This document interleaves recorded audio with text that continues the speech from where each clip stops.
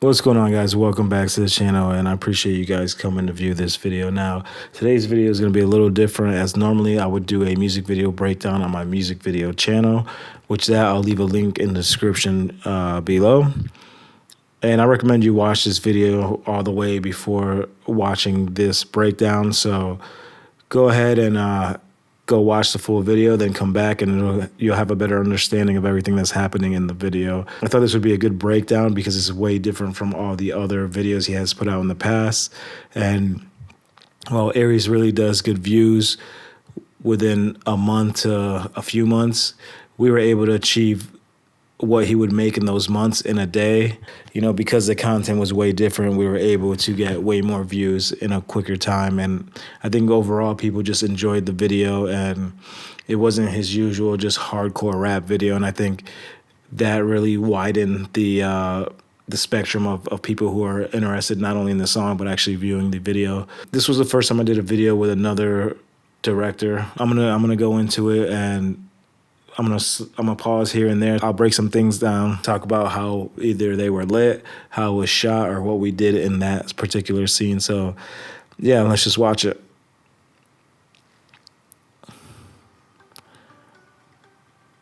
So there's Steve's logo, there's my logo, and then there's Aries' logo.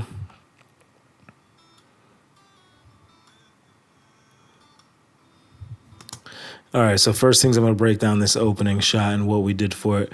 Now, the reason why I wanted to make this video was because I had actually found some behind the scenes content, so I thought it would have been real good to do that, share the content, talk about it, and kind of break down the video. But during the transfer to a hard drive, I ended up losing the content, so I just decided to break it down anyways. So for this scene, what we did, we had the Sony A7S III, and we had it on a crane, or jib, however you want to, whichever way you want to word it.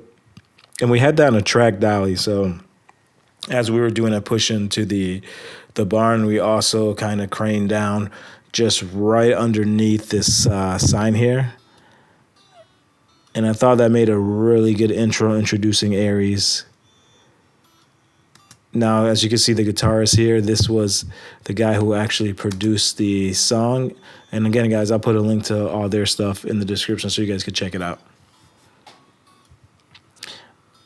These opening shots were all shot on a gimbal.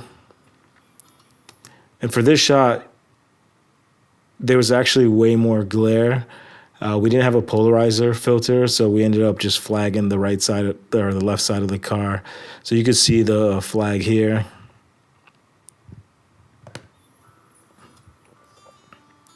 Now I'm going to fast forward a little bit. There's Steven operating the gimbal there. Now I'm going to come back to this shot because there's another shot that shows something that I want to reveal a little bit better.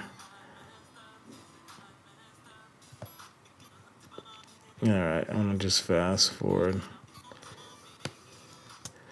Okay, so this shot here, this was done on the jib. We had the Sony A7S III up on the jib, and this was the second floor, so that's how we were able to get the shot. Now, I didn't light anything in the inside because I wanted the focus to be on Aries here.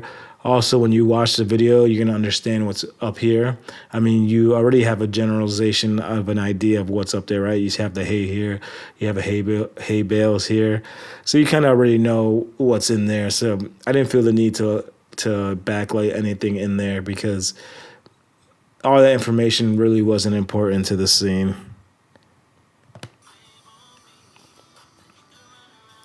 So here's the chicken coop.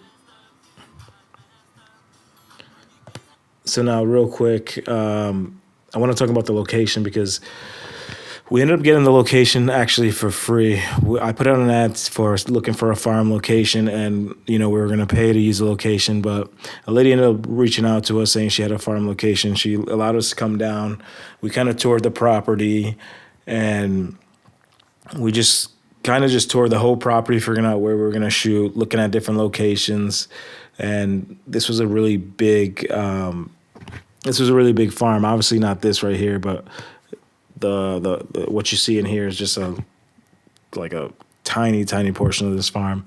But after it was all said and done, she allowed us to use the property for free. We offered to pay her, for her time, and she just wanted us to make a really good piece of content, which I believe we did. And sometimes it doesn't hurt to ask, and people will actually allow you to use their properties for free or at a low cost.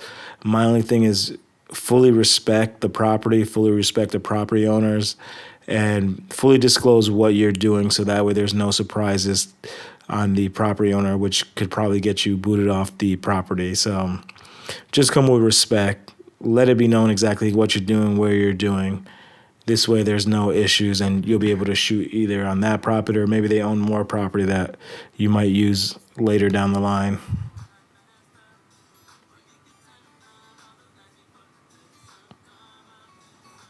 Okay, I'm gonna do a little fast forwarding here. Hopefully you saw the full video.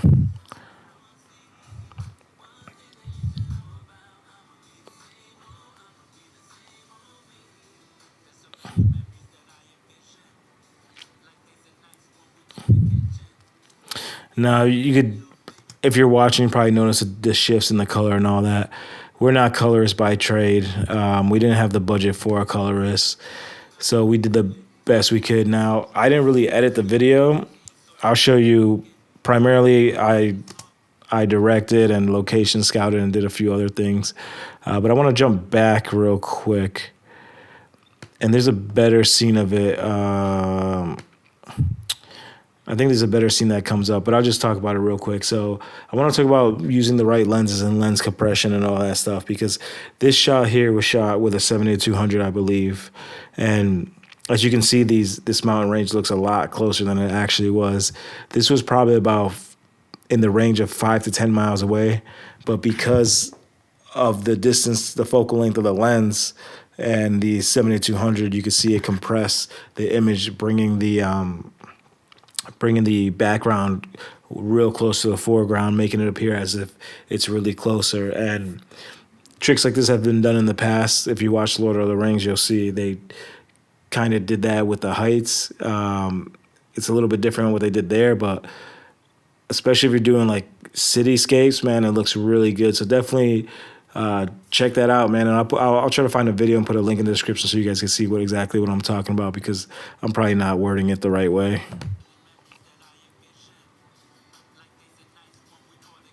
Okay, there's...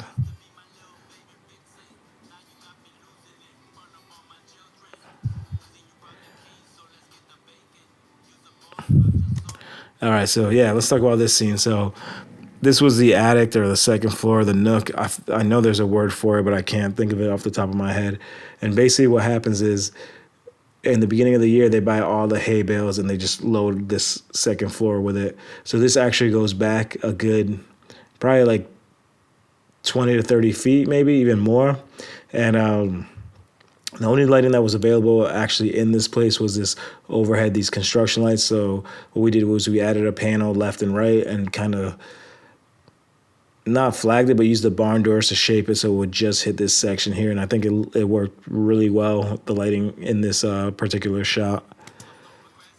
And guys, those were not expensive panels. They were decent cost. They're pretty budget friendly panels.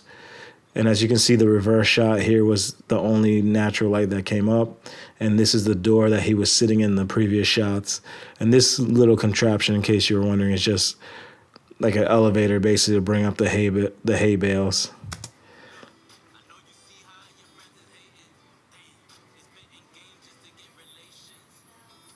Here's a better shot. Yep. So here's a better shot of the compression I was talking about. 70-200. You can see how this appears really close, and I should insert a. What I'll probably do is I'll probably insert like maybe like a map or something like that and show you exactly how far they were. Maybe, not sure yet. Actually, I'm gonna go back just a quick section, because what ended up happening, let me go back and talk about this a little bit more, because, and this is different from the lens compression. What ended up happening was Steve wasn't available that day, so we didn't want to waste a day and we wanted to shoot. So we ended up, me and Aries, going and shooting Had I had time and I had a little bit more crew, I probably would have brought a reflector and bounced some light back into his face, but didn't have it, so we just shot with the light that was available.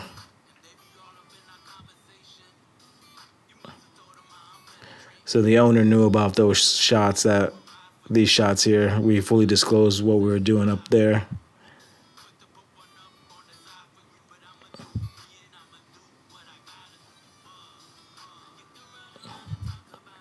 Some more shots up there. Now let me fast forward. Okay, so this scene right here, I just want to talk about because what it represented. So basically, he's gonna end up walking into a bar, which you'll see here, and basically he goes in and it's just not his vibe, so he kind of just walks out. As you can notice, this is real glitchy. It's the wrong frame rate.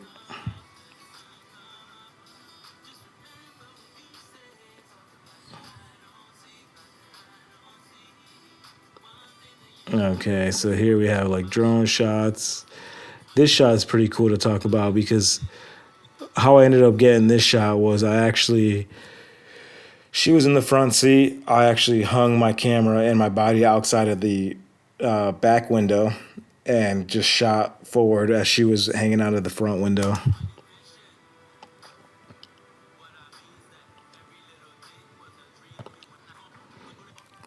Okay, now I want to talk about this barn scene because two things. These were lights that we added, and they're just basically string lights from Harbor Freight. So we use those as practicos. And obviously there was no power here, so we ran it off a generator.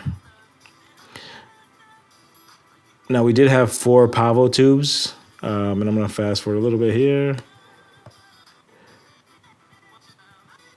Okay, now we did have 4 Pavo tubes, and this was a part of the video that kind of pisses me off because I didn't get a chance to really finish this. The artist was in a rush to kind of get it out.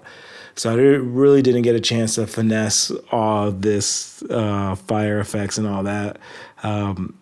Knowing what I know now, I probably would have shot it different. I honestly probably would have made like a model of the barn and lit the model up, and then overlaid it over the real shot of the barn.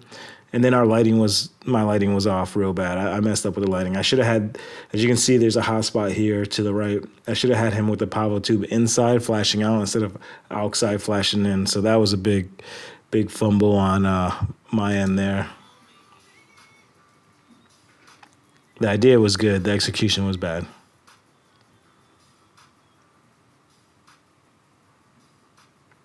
Yeah, it just looks, who knows? Again, I'm not a special effects expert or a colorist. But yeah, there you guys have it. That was the video. I know it's really short, really quick thing. It was a good video, although it wasn't perfect, and there's definitely things I would have changed. But the video's out. It's been out for a while. Definitely check that out. Like I said, I'll put links to everybody's stuff in the description below. And yeah, let me know if you guys like this type of content, you guys want to see more. I got other stuff that I could break down that's way more intricate. So just let me know if that's something you guys would like to see, and I'll make another one. Till next time, guys.